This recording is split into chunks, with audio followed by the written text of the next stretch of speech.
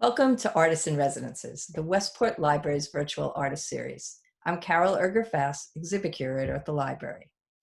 In this episode, Miggs Burroughs talks with sculptor and conceptual installation artist Jeanine Esposito. You might know Janine as the co-founder of Beechwood Arts, along with her husband, concert pianist Frederick Chu. Or you might know her as the president and CEO of Innovation Builders, or through her firm, Spark Consulting. But today, we're going to hear from Janine Esposito, the artist. Over the years, Janine has worked in a variety of media, and after starting out with paper and plant fiber, she's created installations using video, sound, photography, and found objects. Janine says these materials are like a language to her, and she chooses which one she best feels communicates her message. And although her messages have covered a range of difficult issues, one that has been a constant throughout has been exploring society's relationship with the truth, how we search for it, how we deny it, how we manipulate it. What could be more relevant today? So let's join Miggs and Janine in her studio, where she'll share with us some of her work and show us what she's been up to. Well, thank you, Carol. Our guest artist today is Janine Esposito, and I think her studio is up there in Firing Circuits in Norwalk, though she lives in Westport with her husband, Frederick. And so hello, Janine. Hello, Welcome. Thanks for having me. Yeah, it's a pleasure. I mean, we've known each other for a long time, and actually we will see a picture of ourselves from several years ago. Yeah, I think we've known each other for over 30 years. I think from that, at least from the Time's Up show at the Westport Art Center, but I think maybe even a little before that. Oh, really? Yeah, that's right. Yeah, well, through thanks to Nina Bentley, who I think introduced us, or at least. Yeah. So yeah, so you have an amazing, diverse career with many different disciplines. But I don't know, where do you want to start? Actually, you had mentioned there's your very first piece is sitting behind you. Did you want to even just start with that briefly, and then give a studio tour, give a little look around your studio? Yeah. So before I do that, I have like this multi-hyphenate, but I really want to focus on the artwork, of course, because of the nature of this. But I am an innovation consultant that have been for many years and kind of moved from corporate to the public sector, and have been doing tons of work with libraries, teaching them how to transform. And it's been really great. I think probably some of the best and most rewarding work I've ever done. So it's nice to be speaking as an artist on this library, sponsored interview, because I really believe in libraries. I just worked with 60 libraries around 14 states. So that was, that's been just a great ride. In addition to that, Frederick and I run Beechwood Arts. So we do a lot with artists. We've shown the work of 400 plus artists and thousands of pieces.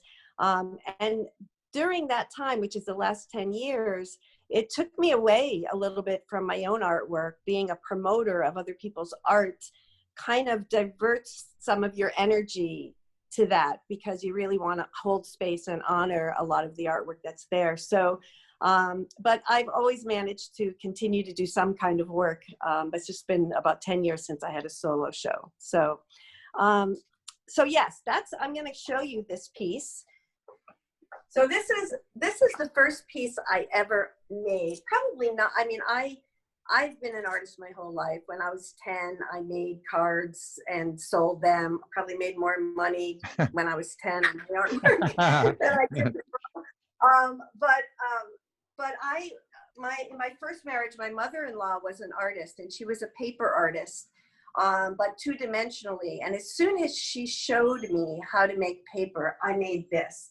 I went immediately from flat to creating something like this. And it's kind of a wreck now. I mean, this is 30 years ago, I think, but I'm just gonna wreck it more. So, it's basically, I created a sieve-like form, and I poured paper pulp. This is abaca pulp. and I wound some branches on the inside. Used to have a snake skin around this, and there's the teeth to the snake. Oh, yeah. So, Cool. but anyway, it's I showed it actually at the Westport Arts Center years and years ago when it used to be in the Greens Farm School.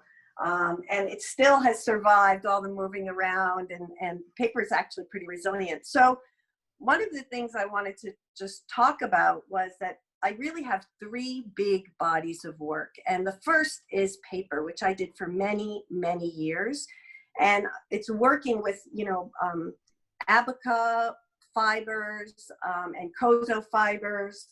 And the reason I started working with paper was because of the translucency and the light, but because it said what I really wanted to say. And almost my entire body of work with paper is about people's relationship with the truth. The way people are in denial about things, or outright lies and secrets. So all of my work in paper is around that. So I was working on that for many years. Is there enough paper to address the current situation? Probably not, but is it all about fragility? I mean, the paper being the medium. Yeah, it's about fragility. I mean, it's interestingly, paper is super resilient, but there's an appearance of fragility. And I do think that people's relationship with the truth is very fragile. We all say we want the truth, and we value it very highly, but we spend a lot of time skirting it or trying to get around it if it doesn't fit with something that we're ready to deal with. So, I for some reason, paper just allowed me to do that. So I thought I'd just show you some of the paper pieces first. Is that all right? Yeah. On the slide or in person in there? Should I go to the slide? Well, I'm gonna show you. So the first one in there is Opportunity and Regret, which was the first piece that I made for a show. And that you can show the image. I have, the piece got wrecked. So these are the remnants of it, but there was a major roof leak here, so it got wrecked. It has a bunch of other pieces in it, but this is the piece. But you could show the pictures probably better. Yeah, let me put up the slide and share it. Yeah. Oh, that's you and me. Yeah, okay, so that's a long time ago. Okay, so just to give it context. Or it's Silvermine, I guess. I don't know. But anyway, so here's the piece you're talking about? Yes. Yes, that's it. And this is the ball to that piece. And that was really about, opportunities that come by that you don't take advantage of it, and then you regret it after. Or I think that's what happens a lot more than people taking opportunities and regretting that. Sure. So that was what that piece was about. Another piece that is one of my favorites in terms of, these I really love. So these are called Little White Lies, and I made hundreds of these, and they're very, very light. You have a picture of this, but I think I could just show the pieces. Okay. Again, these suffered in the leak, but they're very, very, very light and hollow. And I made hundreds of these, and this is about little white lies, which are so ubiquitous. And I display these in fireplaces and up in the rafters and all around rooms, especially at Beechwood, just to show how ubiquitous little white lies are. And then I think we should go out here. So if you turn around back and show, this is my studio. It's a great studio. And there is a back room with tons of messy stuff. So yes, I do have a total mess back there. And I would say here's another one, which is about self-reflection. So I think you might, but I think we can get a nice shot of it. Can you see this pretty well? Yeah, very well. Yeah. So why don't you zoom in here, Fred? And that's lit up, the thing about, electrified? Hmm. yeah, there's a light inside. And the thing about this piece, it's basically about really coming to terms with what truths you're avoiding. It's about reflecting yourself. And I took it after it was completely built, and it took I had to create a mold. I had to spray it with 60 layers of paper. And then I took a torch to it, which is represents the risk. And I burned all the edges around here to reveal the inner core. And then this piece is basically the covering from the outer part of that pod. So it's about really looking inside yourself and taking this risk of burning it all. So that's what that piece was about. And then this is a piece that is not about secrets and lies, but in the middle of all my work, 9/11 happened. And Helen During did a show in South Norwalk in a building that was being completely renovated, and it just had a dirt floor. And I did this piece to show there, and it's called United We Fall. And it's, of course, about the towers falling and how people all kind of fell together. And I basically just cried the entire time I was making this piece. I spent a lot of time in my studio crying and working on this piece, and showing it in that space with all the rubble around it on the bottom. I think you might have a picture of that, but you probably can see this pretty well, right? Yeah, very well. Yeah. So if you want to go up close to it, just so you know, these are eggs that make up the heads. Oh, okay. And then these are very long kind of bodies. And what supports them?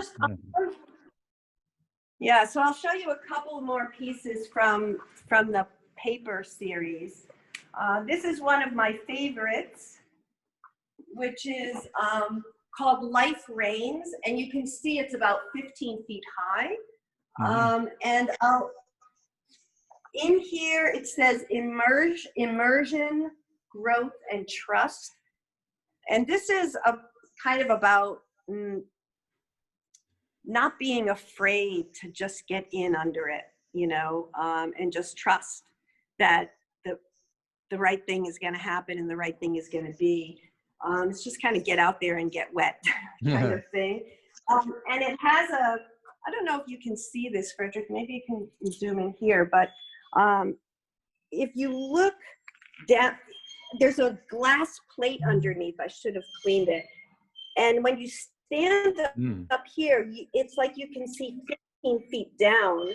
And when this was shown at the Greenwich Arts Center, a woman was looking in and she got vertigo. And she grabbed 2 handfuls oh my God. of these things, which are attached up at the top by hooks.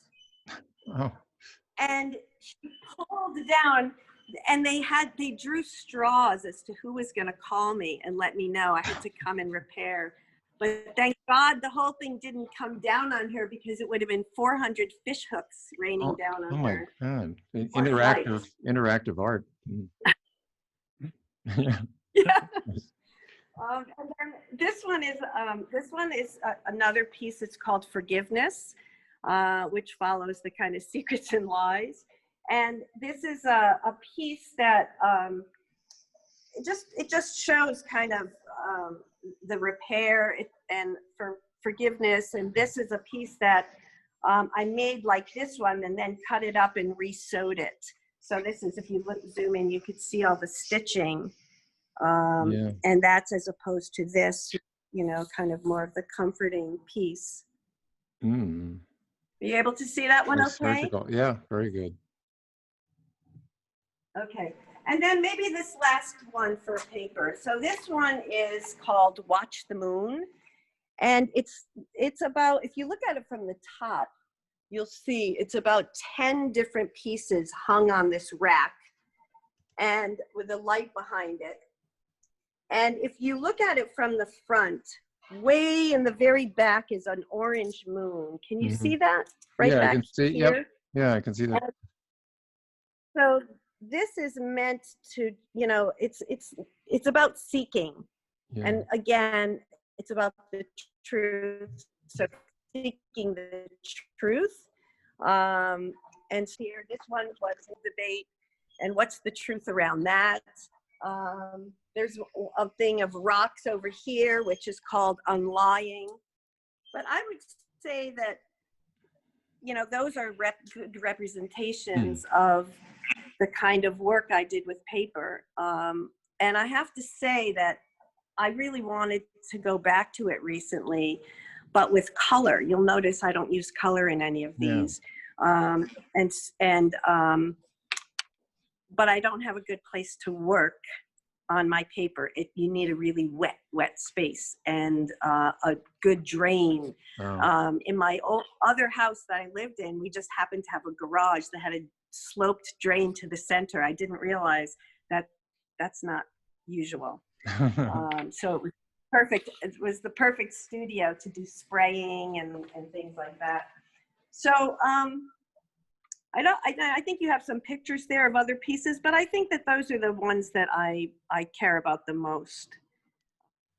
After I kind of finished saying everything I wanted to say about secrets and lies and truth and revelations, I started becoming very interested in how we experience life in these tiny little bits, like even big things. When someone dies or you lose someone, you have to experience it in little tiny slices and moments next to everything else in your day or your week or your, and so I became kind of obsessed with this idea of what happens on a daily basis that cumulatively makes a difference. And to do this show, I worked every day for 365 days on a piece that was going to be in the show, which is huge for me. And so I want to talk, and I use only everyday objects to do this. So I thought I'd share a few of those. Let's see what I have here. So one is something, I'll show it to you, but I think I'm going to ask you to show the picture. Okay. It's called Religiously. I don't think you're going to be able to see this that well, but if you show Religiously, I'll explain it while you show it. That's the right one, yeah. So that piece is about how we are, you know, become dependent on daily medication. Some that's important, some that's not. And I kind of associated it with my grandmother and some other friends of hers that said daily rosaries. And so I actually got a lot of prescription medicines that people weren't using anymore, and I drilled each pill with a jeweler's drill, and I made little wires, and I created rosary beads out of this prescription medicine. That's amazing. And I filled the walls with all the side effects, and it was super shocking. I mean, the number of side effects that listed death as one of the possible side effects was extraordinary. And, you know, and in there are everything from heart meds that people rely on and live because of, to things like diet meds, to, you know, which aren't really meds, but they're, you know, they're just, you know, things to keep you from eating. And things, you know, you have another detail of a very delicate pink thing, and that is from someone who's very close to me that's bipolar. And, you know, I thought, wow, it's such an innocent, so I made it like a child's rosary with it, because they look so, you know, light and pink, and yet this person's life is the opposite of that. So that was one thing, you know, that's a daily presence in people's lives that we don't talk about. And this was actually before the opioid crisis, but there is an opioid necklace, which is why I can't show this piece, by the way.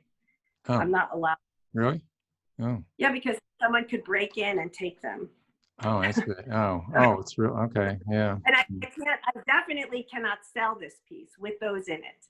Oh, Um, it's fascinating.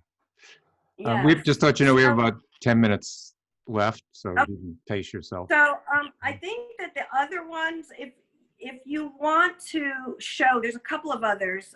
Fossil Wall is the next one, and that's really just about everyday packaging that we use and throw away. Oh, and that blister packaging we can never get into. Yeah. And the thing is, it's going to be around for 1,000 years. And so I thought of it as fossils. They're going to make fossils. They're going to be there. And people are going to wonder what all those shapes are. And they're going to be trying to piece together. But it's really about, how ridiculous. In fact, the things that help you open those packages, I bought one once that came in one of those packages. Oh, the thing that helps you open them. Yeah, exactly. It's like catch-22. Yeah. And then the next one, accumulated losses, is about, that's a necklace that's probably about 5 feet high. And it's made out of 365 beads of hair, which are my own hair made one every day for a year. And I, that's really about all the little tiny losses that don't seem like big things, but that accumulate in a person's life over time. And then kind of another piece that goes along with that, it's not a companion piece, but it has to do with hair. It's called Necessary Cuts. And that is basically 7 years. Every year I cut Frederick's hair. He has a ponytail, for anyone who doesn't know. And this was after 6 years of marriage. I was cutting the 7th one to go with this piece.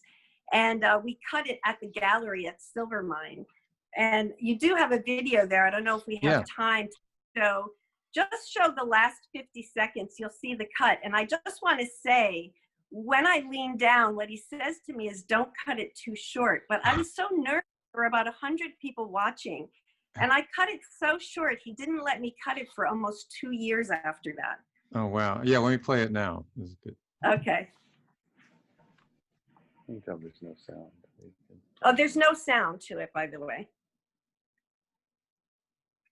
So you can see, let's see. Yeah, so I just chopped it. Ooh, because that's not how I usually cut it. I've never seen Frederick with his hair down either, so that must have been pretty short. Yeah, the beginning, you could see that at the beginning of this video, and no one ever sees him with his hair down. Yeah, that was really short.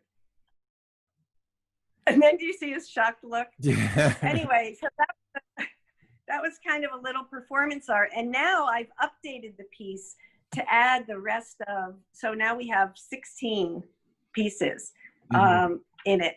I've just updated it with all the rest of I've been saving them all these years.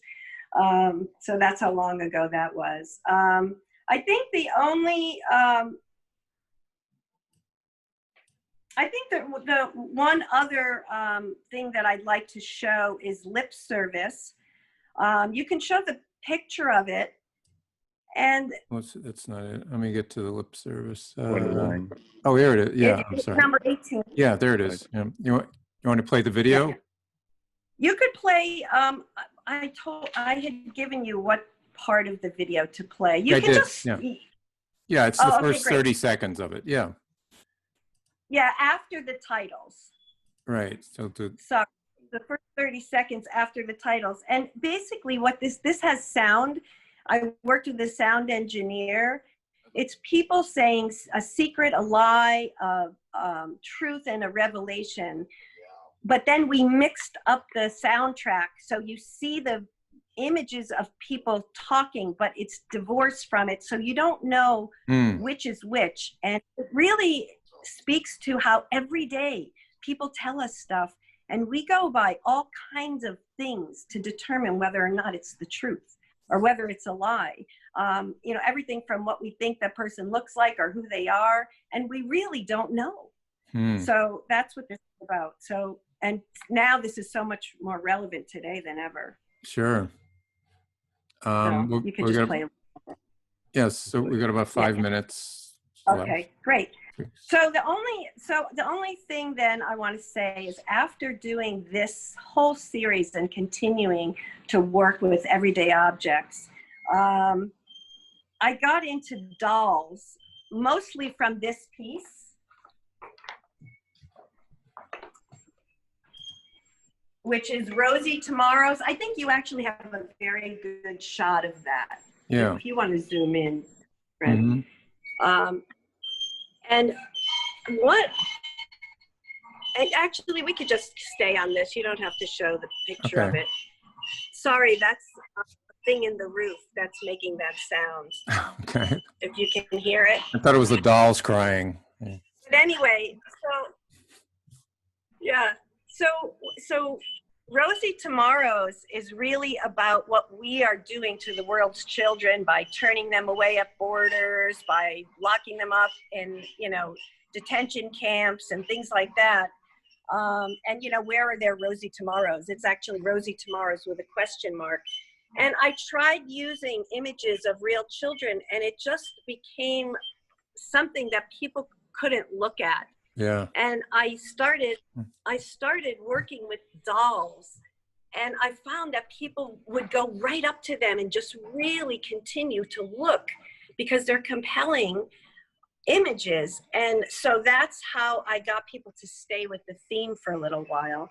And then I started doing a bunch of other things, doll related. I mean, you know, even I used these kind of crazy, I started doing stuff with figures and all kinds of things, because I felt that it reached something about humans that touched a lot of people, but allowed people to get close to it, if that makes sense. Yeah, because we can all relate to dolls, you know, from our childhood, or puppets or whatever, and they're relatable and accessible. But yeah, but then you impose these human things on them. It's powerful. Yeah. Well, do you have 1 more minute? Yeah. Yep. Do we? 2 minutes. Yep. So in doing that, I became really aware of what kinds of things we put, what kind of things that we're putting in children's world. You know, when children are playing, they have this little world all to themselves, and there are some very bizarre things. And I started doing things with a lot of electronic, like this is a doll that learns as you play with it. It learns more and becomes smarter. And I have another one, I can't find it, that I got at Goodwill that was complete wreck, but it was super smart. And this is a brand new one, and it knows nothing. And so I'm just thinking about that perception. And I want to put these things, these guys are Furbies, which I had to take the batteries out because they don't have an off button and they keep talk. But these guys dance when you set this guy going, which is crazy. Like, what's happening in these kids' minds? And this is the most bizarre.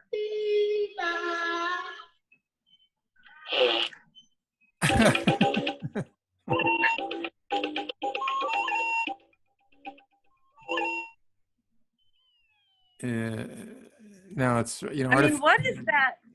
Well, what's happening with adults? You know, robots are the adult version of these toys, and yeah. I know. And so anyway, I kind of have this whole idea of an installation using these kinds of things. Just, you know, it just is thinking, like, what are they thinking when they're 4 or 5? Like, what is that happening in their brains with this? You know, and there's a lot of other I would say I now have about 50 different strange things that integrate technology into toys. So that's how my mind travels through these things. But art for me always is using unusual materials to say something I feel I need to say that I can't say any other way. That's pretty much how it works Well, for me. thank you. That was a great wrap up and a very layered tour. Thank you so much. Thanks to Frederick for doing the camera work, and Yes, thank you, Janine. And cameraman. we'll talk again soon, I'm sure. But now back to Carol to wrap Thank you things up. so much for having me. Thanks for your time. Okay. Wow, thanks, Janine. It's really cool. It's really awesome to see inside your studio, like those shoes, for instance, that you didn't even mention. You just walk by. Yes, I know. That's another thing I became obsessed with. That's another whole series of things that women do to themselves. But they're cool shoes, but not to wear. Right. And let me just say, like, the search for truth has never been more important, and I hope that we see more in this vein. It's really meaningful now. Sure. Yeah. So thanks again. Thank you so much. Yeah. And so to see more of our episodes of Artists in Residences, go to the library's YouTube site, which is Westport Pub Lib. And you can search the Artists in Residences playlist and see more episodes. They're all great. Thanks again, and hope to see you at the library soon.